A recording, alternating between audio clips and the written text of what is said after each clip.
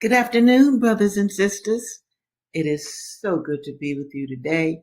And I want to give a big shout out to even those of you who watched the replay. I certainly appreciate you, along with all of my other subscribers. All right. Now, I think you all can read the banner below. Rest in power, Malcolm Jamal Warner. I think that many of us will all miss him for a variety of reasons. Okay. And the next thing that I want to share with you before I get into the book today, or the books, there are many countries coming out against Israel. And I wanted to share that because that is good news. Because Israel is conducting a genocide through warfare, bombing, and also through starvation. And I bring this up because I've often talked to you all about the genocide that was committed against the Red Nations in the beginning of the Americas. When the Europeans came over here, they committed a genocide. Now, we cannot see that. We weren't there and the technology wasn't that advanced. But we could see this. We could see the dying children. We could see the dying elders. We could see the dying babies. We could see the bodies that are blown to bits. That is a cruelty beyond belief. And I absolutely want to be on record that I'm not going to ignore it. And I don't want any of you to ignore it as well, because you are living on this earth at this time. And the history will be written and the energy will be circulating from this moment and into the future. All right. I'm going to get right into Dessa Rose today. And this episode is called How to Enslave Sister Girls, Create Culture and Survival During Bondage. And before I start reading, I just want to say this. Understand that is women who carry the culture. Normally, it is a woman who is your first teacher. And I'm talking about your mother. Now, fathers are great too, but we're reading books by women. And so I wanted to take this time to point out the significance of women in all cultures. Okay, we're going to start with Dessa Rose. Now, I want you to also know that I am skipping around in this book. Okay, now, Dessa is on this plantation run by Miss Rufel, but never think that enslavers aren't on her trail. I won't be reading about that right now. I really want to concentrate on Dessa's perspective and what's going on this new plantation, this new space that Dessa Rose can't even imagine that she's in. Because those of you who are new, Dessa comes from a straight up plantation where she slept on the floor, where she worked the fields, where she never had anything really nice except her beloved Cain, who used to play the banjo and sing to her, but the master killed him. And then Dessa attacked the master. That's how she ended up on a coffle. All right, here we go. The colored woman's name was Ada. Dessa realized one morning. The long windows had begun to gray with dawn light. No conch or bell sounded here. People must get up with the rooster's crow. This was the Sutton place, except Master Sutton wasn't here. Very important. Ada called the white woman Miss Ruin. There was something funny about the way Ada said the name, as though, was the white woman crazy? Dessa sweated. The thin stuff of her shift clung to her. Shift? Dessa clutched at the garment. She had never in her life owned cloth as fine as the material her hand rubbed against her side. She moved uneasily between the unbelievable smoothness of the sheets. The white woman's breathing was barely audible in the stillness. Neither Ada nor her daughter belonged to the white woman. None of them did. Ada's words plucked at Dessa's attention. Ada's face beneath her bandana was placid, and Dessa wondered if she had heard right. Free? Dessa wondered silently as she watched Ada stir the bowl she held. Dessa tried to gesture, but her hand fell limply to her side. She swallowed. You all? She croaked. Ada paused with the spoon halfway to Dessa's mouth. Free? She said, smiling, brown eyes looking closely at Dessa as she replaced the spoon in the bowl, untouched. Cat, let loose your tongue, huh? Come on, it's just a bit more.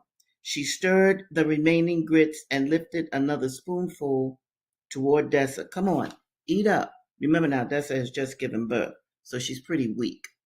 Dessa opened her mouth obediently. The grits had been thinned with milk and seasoned with butter, and Dessa held the spoonful in her mouth, savoring the richness. I wouldn't exactly call it free, Ada said doubtfully. We runned away, she added brightly, as though this explained it all. She let us stay here. She need the help. Her man gone. Slaves run off. Ada shrugged and smiled. White folks think we hers, but did none of us never belong to this place. She spooned the last of the cereal into Dessa's mouth and rose. Ada, Dessa managed to gasp a fold of the woman's skirt. Ada, sleep with you? She struggled to one elbow, then fell back weakly, her eyes seeking to hold the other woman's. Me and the baby? She couldn't spend another night in this white woman's bed.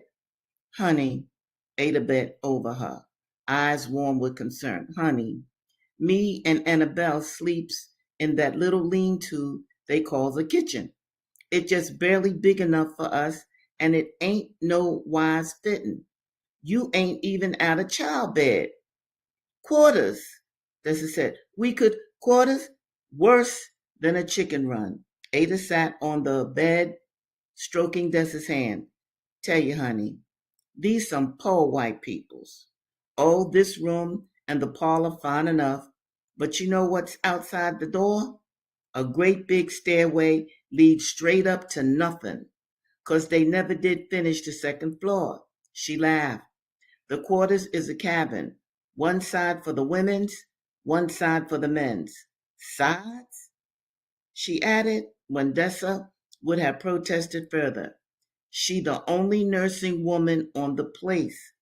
Even if you go, you ought to leave the baby here. Dessa had suspected, from the way the baby turned from her, fretting and in tears, that Dessa had no milk to speak of. Yes. Now, I told you in previous episodes how when a woman is pregnant, right, automatically her breasts fill with milk because breast milk is the best milk for a baby. And I want all of you sisters, all of you women listening to me now, the sound of my voice, understand that should you ever become pregnant or become pregnant again, breastfeed your child. And let me just say this because I gotta say it. Look, this is not a country that loves you.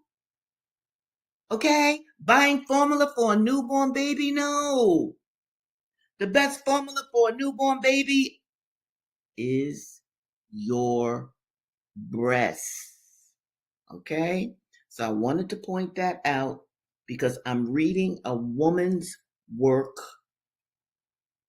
and it is women who bring forth the people onto this planet. Okay, now I'm going to go to another book, Incidents in the Life of a Slave Girl. Let me see if I can find it here so I can show it to you. I didn't show you Dessa Rhodes, but that's okay. Here it is. Incidents in the Life of a Slave Girl by Linda Brent. All right, here we go. Now,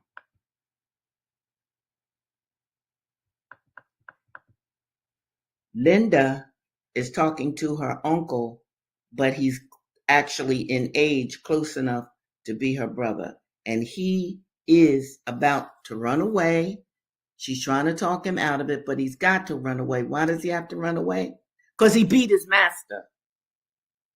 And when you raise during the enslavement period, you raise a hand against a white man, oh, you're going to jail, you're going to be flogged, you're going to be lynched, whatever that white man wants done to you. It was illegal for a slave to resist. Understand that. And let me just say this before I even start reading. You have no idea how many black men, in particular black men and women, have been shot dead by white terrorists during the enslavement period, and those white people never were punished, at least not in our physical plane of existence. All right, here we go. Benjamin grew vexed and asked if poverty and hardships with freedom were not preferable to our treatment in slavery. Linda, he continued, we are dogs here, footballs, cattle, everything that's mean. No, I will not stay. Let them bring me back. We don't die, but once he was right. But it was hard to give him up. Go, said I, and break your mother's heart. I repented of my words once they came out. Linda, said he, speaking as I had not heard him speak that evening, how could you say that? Poor mother. Be kind to her, Linda, and you too, Cousin Fanny.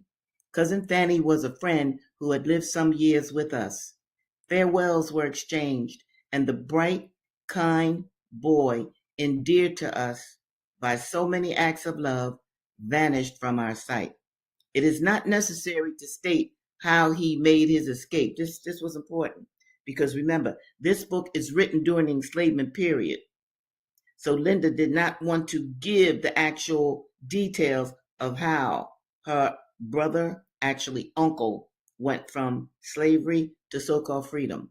Suffice it to say, he was on his way to New York when a violent storm overtook the vessel.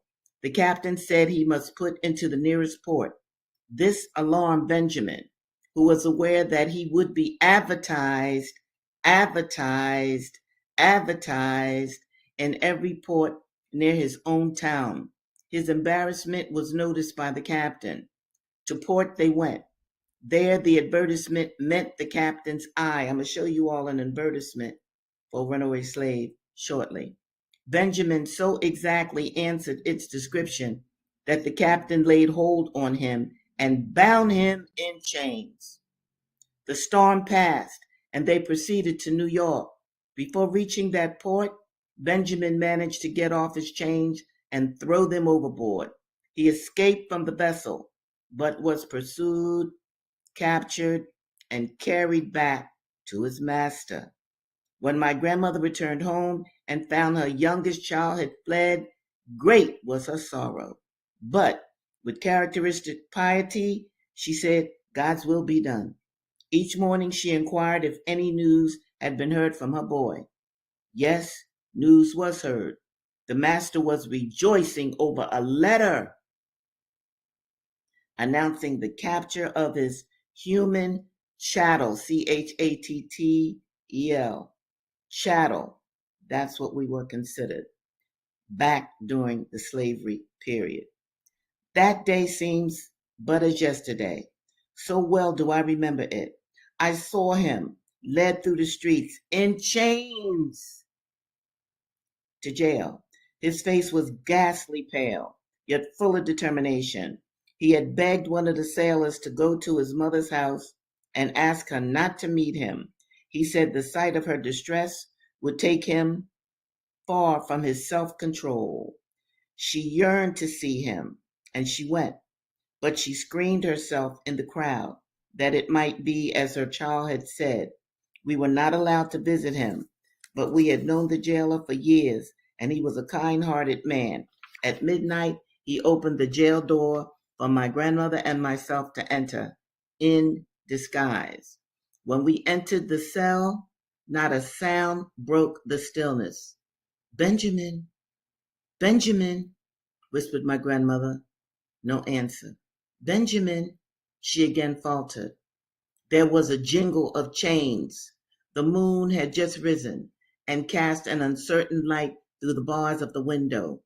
We knelt down and took Benjamin's lips and Benjamin's lips were unsealed, for his mother was weeping on his neck. How vividly does memory bring back that sad night? Mother and son talked together. He asked her pardon for the suffering he had caused her. She said she had nothing to forgive. She could not blame his desire for freedom. He told her that when he was captured, he broke away and was about casting himself into the river, when thoughts of her came over him and he desisted. She asked if he did not also think of God. I fancied I saw his face grow fierce in the moonlight. He answered, "No, I did not think of him. When a man is hunted like a wild beast, he forgets there is a God or heaven. He forgets everything in his struggle to get beyond the reach of the bloodhounds." "Don't talk so, Benjamin," she said. "Put your trust in God. Be humble, my child, and your master will forgive you." "Forgive me for what, mother? For not letting him treat me like a dog?" "No, I will never humble myself to him. I have worked for him for nothing all my life." Let me say that again. I have worked for him for nothing all of my life, and I am repaid with stripes and imprisonment. Here I will stay till I die or till he sells me. The poor mother shuddered at his words. I think he felt it, for when he spoke next, his voice was calmer. "Don't fret about me, mother. I ain't worth it," said he. "I wish I had some of your goodness. You bear everything patiently, just as though you thought it was all right. I wish I could." She told him she had not always been so. Once she was like him, but when sore troubles came upon her and she had no arm to lean upon, she learned to call on God, and he lightened her burdens. She besought him to do likewise. We overstayed our time and were obliged to hurry from the jail. Benjamin had been in prison 3 weeks. When my grandmother went to intercede for him with his master, he was immovable. He said Benjamin should serve as an example to the rest of his slaves. He should be kept in jail till he was subdued or be sold if he got but $1 for him. I'm going to stop right there because I really want all of my listeners to understand this.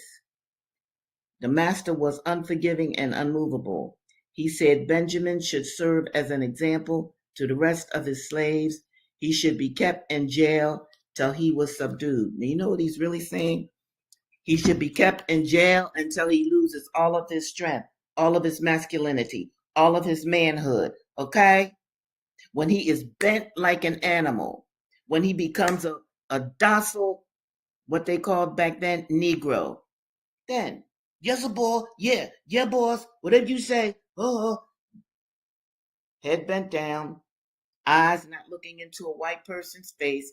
This is what white people, enslavers, wanted to make the black man into. They wanted to make him into something other than a man, something less than a man. And that is exceedingly important for you all to know, because if you think that we are not connected to ancestral energy, I'm here to tell you, and science even bears me out. Yes, we are. So when you are feeling a certain way that detracts from you as a human being today in America, when you are feeling uncertain, unsure, defeated, mistreated, understand that energy is all around you. We are only 3, maybe 4 generations away from being in bondage. And we were in bondage for over 300 years, people. So, why do I talk to you about those things? Because I want our people to unify. I absolutely want our people to unify. Now, I'm going to go to Clotel. Let me show you that book. That's Clotel, or the President's Daughter. That book is about Thomas Jefferson's daughter, or I should say daughter and granddaughters. Very good. Okay. Now we're talking about, let me show you, the Negro dogs. I read the advertisements to you last time we were together. So let me show you about the dogs because they're going to come up. These are Negro dogs. I have already told you how they were trained. Okay? I'll tell you again. Dig. You would take a dog. Now, they were white men who trained these dogs. It was a business. It was a business. There were all kinds of businesses like this during slavery. They would take dogs, starve them. Then they would create a black mannequin and put meat in the mannequin's middle. So naturally, the starved dogs, once they saw the mannequin, they'd go for the stomach of the black man. All right, let me show you another rendition. The brother that you see in the middle there, that's an insertion of Brothers Who March with Martin Luther King. You dig? Notice that the dog is going for his belly, just like the dogs did back during the enslavement period. But these are the dogs that our people ran from. But as you can see, this enslaved man got to act. He got something for him, but nevertheless, he is enslaved, and he and his woman, they're running for their life. All right, here we go. These dogs will attack a Negro at their master's bidding and cling to him as the bulldog will cling to a beast. Many are the speculations as to whether the Negro will be secured alive or dead when these dogs once get on the track. A slave hunt took place near Natchez a few days after Cura's arrival. Cura was the mistress of Thomas Jefferson, the third president of the United States, which was calculated to give her no favorable opinion of the people. 2 slaves had run off owing to severe punishment. The dogs were put upon their trail. The slaves went into the swamps with the hope that the dogs, when put on their scent, would be unable to follow them through the water. The dogs soon took to the swamp, which lies between the highlands, which was now covered with water waist deep. Here, these faithful animals, swimming nearly all the time, followed the zigzag course, the tortuous twistings and windings of these 2 fugitives, who, it was afterwards discovered, were lost. Sometimes scenting the tree wherein they had found a temporary refuge from the mud and water, as at other places where the deep mud had pulled off a shoe, and they had not taken time to put it on again. For 2 hours and a half, for 4 to 5 miles, did men and dogs wade through this bushy, dismal swamp, surrounded with grim-visaged alligators, who seemed to look on with jealous eye at this encroachment of their hereditary domain. Now losing the trail, then slowly and dubiously taking it off again until they triumphantly threaded it out, bringing them back to the river, where it was found that the Negroes had crossed their own trail near the place of starting. In the meantime, a heavy shower had taken place, putting out the trail. The Negroes were now at least 4 miles ahead. It is well known to hunters that it requires the keenest scent and best blood to overcome such obstacles, and yet these persevering and sagacious animals conquered every difficulty. The slaves now made a straight course for the Baton Rouge and Bayou Sarah Road, about 4 miles distant. Feeling hungry now, after their morning walk and perhaps thirsty too, they went about a half a mile off the road and ate a good, hearty, substantial breakfast. Negroes must eat as well as other people, but the dogs will tell on them. Here, for a moment, the dogs are at fault, but soon unravel the mystery and bring them back to the road again. And now, what before was wonderful becomes almost a miracle. Here in this common highway, the thoroughfare for the whole country, around through mud and through mire, meeting wagons and teams and different solitary wayfarers, and what above all is most astonishing, actually running through a gang of Negroes, their favorite gang, who were working on the road. They pursued the track of the two Negroes. They even ran for 8 miles to the very edge of the plain. The slaves near them for the last mile. At first they would feign believe if some hunter was chasing deer. Nearer and nearer the whimpering pack presses on. The delusion begins to dispel. All at once the truth flashes upon them like a glare of light. Their hair stands on end. 'Tis Tabor with his dogs. The scent becomes warmer and warmer. What was an irregular cry now becomes into a ceaseless roar. As the relentless pack rolls on after its human prey, it puts one in mind of Actaeon and his dogs. They grow desperate and leave the road in the vain hope of shaking them off. Vain hope indeed. The momentary cessation only adds new zest to the chase. The cry grows louder and louder. The yelps grow short and quick, sure indication that the game is at hand. It is a perfect rush upon the part of the hunters, while the Negroes call upon their weary and jaded limbs to do their best, but they falter and stagger beneath them. The breath of the hounds is almost upon their very heels, and yet they have a vain hope of escaping these sagacious animals. They can run no longer. The dogs are upon them. They hastily attempt to climb a tree, and as the last one is nearly out of reach, the catch dog seizes him by the leg and brings him to the ground. He shouts out lustily, and the dogs are called off. After this man was secured, the one in the tree was ordered to come down. This, however, he refused to do, but a gun being pointed at him soon caused him to change his mind. On reaching the ground, the fugitive made one more bound, and the chase again commenced. But it was of no use to run, and he soon yielded. While being tied, he committed an unpardonable offense. He resisted. He resisted. And for that, he must be made an example on their arrival home. Notice that both of these books talk about what it means and what happens to an enslaved person who resists. Notice that, okay? He had to be made an example on their arrival home.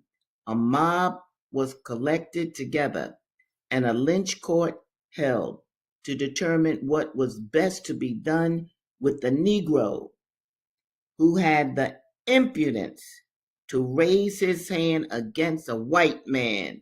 The lynch court decided that the Negro should be burnt at the stake. I'm going to stop right here.